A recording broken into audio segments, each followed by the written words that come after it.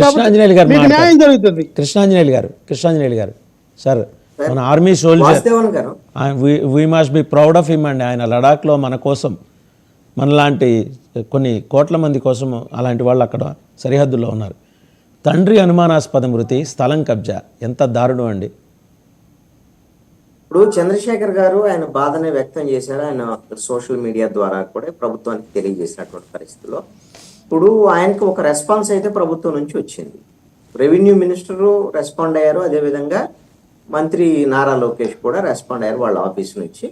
బహుశా ఇది అధికారికంగా ఆయన సమస్య పరిష్కారానికి అడుగులు పడతాయని అనుకున్నాం. డిప్యూటీ సీఎం రెస్పాండ్ అవ్వాలా లేదనేటువంటిది ఆయన డిప్యూటీ సీఎంగా ఉన్నారు, జనసేన పార్టీ, ఆయన రెస్పాండ్ అయితే కొంచెం దీని మీద సీరియస్గా ఉంటుంది గవర్నమెంట్ అనేది బాధితుల యొక్క ఉద్దేశం అయితే అయి ఉండొచ్చు. దాంట్లో ఏ విధమైన కన్సర్న్ లేడు డిప్యూటీ సీఎంకి అయితే ఈ విషయంలో. బహుశా రెస్పాండ్ అయితే తప్పేం కాదు, అన్యాయం జరిగింది కాబట్టి. ఇక్కడ నేను ఒక కీలకమైనటువంటి పాయింట్ చెప్తాను.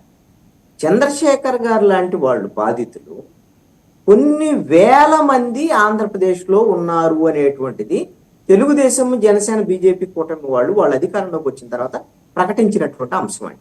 రెవెన్యూ సంబంధించినటువంటి ప్రిన్సిపల్ సెక్రటరీ అనుకుంటా మరి సిసోడియా,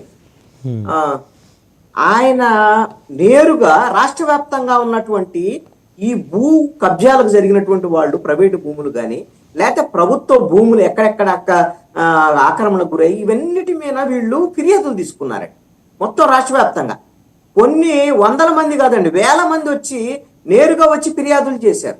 అదేవిధంగా ఈ ప్రభుత్వం వచ్చిన తర్వాత అనేకమైనటువంటి సభలు పెట్టేసి ప్రజల నుంచి అర్జీలు కూడా స్వీకరించారు. ఈ ముఖ్యమంత్రి చంద్రబాబు నాయుడు ఒక ప్రకటన కూడా చేశారండి. ఏం ప్రకటన చేశారు అని అంటే, రాష్ట్ర వ్యాప్తంగా 22A సంబంధించినటువంటి అంశం కానీ చుక్కల భూములు కానీ గత ప్రభుత్వ భూముల్ని, అదేవిధంగా నాయకులందరూ కూడా ప్రైవేటు భూముల్ని, అసైన్డ్ భూముల్ని ఇవన్నీ కబ్జాలు చేశారు. ఇవన్నిటి మీద మేము సీరియస్ గా యాక్షన్ తీసుకుంటామని ఈ ప్రభుత్వం మొట్టమొదటి యాక్టివిటీని ప్రకటించిందండి. అదేంటో తెలుసా? రెవెన్యూ సదస్సులు పెడుతున్నాం రాష్ట్ర వ్యాప్తంగా అని 45 రోజుల పాటు సదస్సులు పెట్టి రాష్ట్ర వ్యాప్తంగా ఫిర్యాదులు తీసుకొని ఇంకొక 45 రోజుల్లో ఈ సమస్యలు మొత్తాన్ని పరిష్కరిస్తామని 90 రోజుల్లో టార్గెట్ ని ప్రకటించారండి. మీరు గమనించినప్పుడు 5 నెలలు అయింది. ఇది ప్రభుత్వం వచ్చినటువంటి మొదటి 10లో ప్రకటన చేసినటువంటి అంశం అండి. ఇప్పటి వరకు రెవెన్యూ సదస్సుల యొక్క ప్రస్తావనే లేదు. దానికి అనేకమైనటువంటి కారణాలు చెప్పారు. ఒకటి, రెవెన్యూ అధికారులకు సంబంధించినటువంటి బదిలీల అంశం వచ్చిందని, అది అయిన తర్వాత చేస్తామని, తర్వాత వరదలు వచ్చినాయి అని, ఇలాగా చాలా సాకులు చెప్తూ వచ్చారు తప్ప ఇప్పటి వరకు ఆ భూములకు సంబంధించిన రెవెన్యూ సదస్సుల మీద ప్రభుత్వం ఏ నిర్ణయం తీసుకోలేదు. అంటే దీని వెనక ఏం జరుగుతుంది అనేటువంటిది నాకు కొన్ని అనుమానాలు ఉన్నాయి. ఆ అనుమానాలు ఏంటి అని అంటే, మీరు ఒక ఉదాహరణ చెప్తాను. మీ తెలుగుదేశం గవర్నమెంట్ ఉన్నప్పుడే ఏది విశాఖపట్నానికి సంబంధించినటువంటి చుట్టుపక్కల ప్రాంతాల్లో భూములు కబ్జాలు జరిగినాయి అని అయ్యన్న పాత్రుడు, గంటా శ్రీనివాసరావు మధ్య వివాదం నేపథ్యంలో అక్కడ సిట్టు వేశారండి. తెలుగుదేశం గవర్నమెంటే వేసింది. ఆ సిట్టు అంశాలు బయటికి రాలా. ఆ తర్వాత దాని మీద మేము తేలుస్తాం, మా గవర్నమెంట్ వస్తే వైఎస్ఆర్ కాంగ్రెస్ పార్టీ చెప్పారు. వైఎస్ఆర్ కాంగ్రెస్ పార్టీ కూడా సిట్టు వేసిందండి. వేసి తర్వాత వాళ్ళు వైసీపీ గవర్నమెంట్ వచ్చిన తర్వాత 2 సిట్లకు సంబంధించినటువంటి వివరాలు బయటికి రాలా. కానీ ఆ 2 సిట్లలో ఉన్నటువంటి భూములు ఏంటి, కుంభకోణాలు ఏంటి, ఎవరెవరు భూములు కబ్జాలు ఉన్నాయి, అదేవిధంగా ప్రైవేటు భూములకు యజమానులు లేని వాళ్ళు ఎవరు ఉన్నారో చూసి వైఎస్ఆర్ కాంగ్రెస్ పార్టీ వాళ్ళు విశాఖ చుట్టుపక్కల ప్రాంతాల్లో మొత్తం ఆ 2 సిట్టు నివేదికల ఆధారంగా వాళ్ళు సొంతంగా వాళ్ళు కబ్జాలకు పాల్పడ్డారు. ఇది జరిగినటువంటి పరిణామం. నేను అనుకుంటున్నాను ఈ ప్రభుత్వం కూడా మరి రెవెన్యూ సదస్సులని ఒక టార్గెట్ ఇచ్చి 3 నెలల్లో మొత్తం మేము పరిష్కరిస్తామని, మరి ఫిర్యాదులు అయితే కొన్ని తీసుకున్నారు. ఇప్పుడు ఎక్కడికక్కడ రెవెన్యూ సదస్సులు పెట్టడం లేదు. అంటే ఈ భూములకు సంబంధించి ప్రభుత్వ భూములు ఏంటి వ్యవహారం ఏంటి, లేక ప్రైవేటు భూముల కబ్జాలకు సంబంధించినటువంటి వ్యవహారం, ఇవేమన్నా ఈ అధికారంలోకి వచ్చినటువంటి వాళ్ళు వీళ్ళకి సంబంధించినటువంటి వ్యవహారం చేసుకోవడానికి ఏమన్నా చేస్తున్నారా? లేదు అని అంటే ప్రైవేట్ గా ఉండేటువంటి వైఎస్ఆర్ కాంగ్రెస్ పార్టీ వాళ్ళ ఎవరైతే ఆక్రమణలు చేసుకున్నారో మీ అందరికి పంచాయతీలు చేస్తాం, మీకు పరిష్కారం చేస్తాం, మరి మాదేంది మీదేంది అని ఏమన్నా చర్చలు జరుగుతున్నాయి బ్యాక్గ్రౌండ్ లో. ఇవన్నీ అనుమానాలండి. ఎందుకంటే పెద్దిరెడ్డి రామచంద్రారెడ్డి మీద వచ్చినటువంటి తీవ్రమైనటువంటి ఆరోపణలు, వాళ్ళ మీద అసలుకి మొత్తం భూ కబ్జాలకు పాల్పడ్డారు అనేటువంటి దాని మీద మదనపల్లి సబ్ కలెక్టర్ కార్యాలయంలో మొత్తము ఫైళ్లు దగ్ధానికి సంబంధించినటువంటి ఇంకేముంది తేల్చేస్తాం. పెద్దిరెడ్డి రామచంద్రారెడ్డి, మిథున్ రెడ్డి వాళ్ళ ఇంట్లో కుటుంబ సభ్యులు వాళ్ళ భూ ఆక్రమణల మీద ఇన్ని 100 ఎకరాలు 1000 ఎకరాలు ఉన్నాయని అన్ని మాట్లాడారు. ఏమైందండి ఇప్పుడు పెద్దిరెడ్డి రామచంద్రారెడ్డికి సంబంధించినటువంటి వాళ్ళ వ్యవహారము? నేను ఒక ఆరోపణ బయట నడుస్తున్నటువంటి అంశాన్ని చెప్తున్నాను. పెద్దిరెడ్డి రామచంద్రారెడ్డి నేరుగా చిరంజీవి దగ్గరికి వెళ్ళి కూర్చొని చిరంజీవితో మాట్లాడుకున్నారు అనేటువంటి దాని మీద వాళ్ళకు ఉన్నటువంటి సంబంధాల రీత్యా చిరంజీవి మరి ఏం మాట్లాడారో పవన్ కళ్యాణ్తో మరి తెలియదు. దీని మీద మరి కూటమికి సంబంధించినటువంటి విషయాల్లో మాత్రం బయటికి రావటం లేదు. ఇది ఒక ఆరోపణ మాత్రం, బయట జరుగుతున్నటువంటి ఒక స్పెక్యులేషన్. నేనేమి పవన్ కళ్యాణ్ దీన్ని మొత్తం అడ్డుకుంటున్నారని అనటం లేదు. అలాంటి అడ్డుకునేటువంటి అవకాశాలు కూడా ఉన్నాయి అనేటువంటి చర్చ జరుగుతుంది. ఎందుకంటే బాలినేని శ్రీనివాసరెడ్డికి సంబంధించినటువంటి ఉదంతం మన ముందే ఉంది. బాలినేని మీద భూ ఆక్రమణకు సంబంధించినటువంటి విషయంలో వైఎస్ఆర్ కాంగ్రెస్ పార్టీ ప్రభుత్వ హయాంలోనే సిట్ వేయాలని అప్పుడు కలెక్టర్ ఒత్తిడి చేసిన నేపథ్యంలో ఆయన పార్టీ నుంచి బయటకు వస్తానని అడిగినటువంటి సందర్భం. ఆ తర్వాత తెలుగుదేశం వాళ్ళు ఆరోపణలు చేశారు. అయిపోయింది. భూ ఆక్రమణకు సంబంధించినటువంటి వ్యవహారం ఎప్పుడైతే ఆయన జనసేనలో చేరారో ఇక సిట్ లేదు, ఏమి లేదు. ఇప్పుడు క్లీన్ చిట్ వచ్చేసింది ఆ బాలినేనికి. సామినేని ఉదయభాను మీద అనేకమైనటువంటి ఆరోపణలు ఉన్నాయి. ఇవన్నీ కూడా క్లీన్ చిట్లు వస్తాయి ఏంటి అనేటువంటి దాని మీద అనుమానాలు. రైట్. కృష్ణాంజనేయ గారు ఇంకో ప్రశ్న. ఇప్పుడు పవన్ కళ్యాణ్ గారు ఇండిపెండెంట్గా ఢిల్లీలో ఆయన రాజకీయం ఆయన చేస్తున్నారు. ఇది ఢిల్లీ మీడియా, నేషనల్ మీడియా అన్ను ఢిల్లీ మీడియా అబ్జర్వేషను.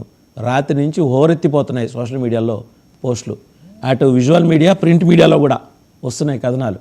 అంటే ఆయన ఇప్పుడు నేషనల్ ఫిగర్ అయ్యారు. వామనుడిగా వచ్చి త్రివిక్రముడయ్యాడు. అది స్పష్టంగా కనిపిస్తుంది. అంటే తనకు కావాల్సిన రాజ్యసభ సీటు విషయంలో ఎటువంటి హర్డిల్స్ లేకుండా బీజేపీ చేత చెప్పించుకోవటం. అలాగే బీజేపీ అడిగిన ఫేవర్ ఏంటంటే ఈ పరిమళ నత్వాన్ని ఇలాంటి ఇంకో పారాచూట్ ఎవరు మనకు రాబోతున్నారు, గ్యారంటీగా వస్తారు, డౌట్ ఏం లేదు. బీజేపీ పూర్తి మార్కెటింగ్ వ్యవస్థని దింపేస్తుంది. ఆయన వచ్చి ఒక ప్రశ్న అడిగిన సందర్భం లేదు ఇంతవరకు.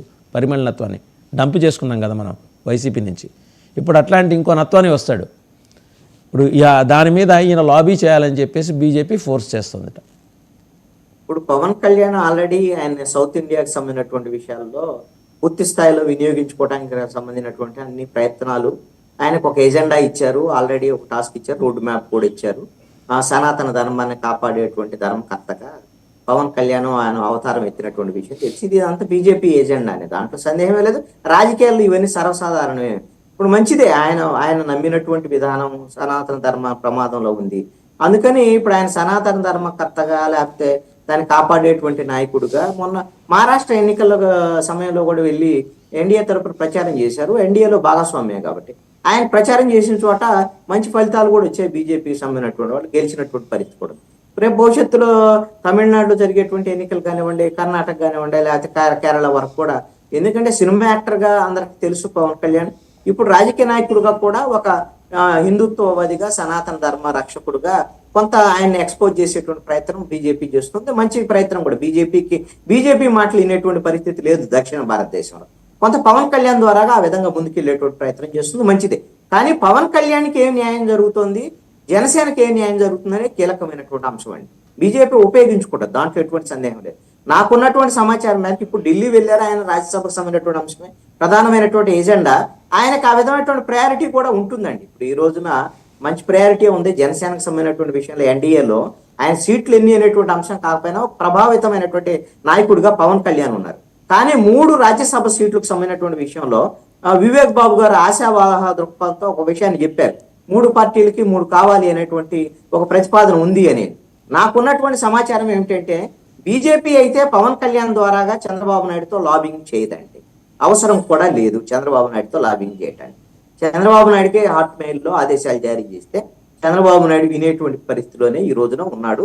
ఆ విధంగా పవన్ కళ్యాణ్ రంగంలోకి దించారు బీజేపీ వాళ్ళు. ఏ విధంగా అంటే మేము పవన్ కళ్యాణ్ లాంటి వాడు మాతోనే ఉన్నారు, మీరు జాగ్రత్తగా లేకపోతే మీకే ఇబ్బంది అని ఇండైరెక్ట్ గా హెచ్చరికలు చేసేసారు ఆల్రెడీ. ఇప్పుడు పవన్ కళ్యాణ్ మాట్లాడేటువంటి విషయాలు కూడా అవే.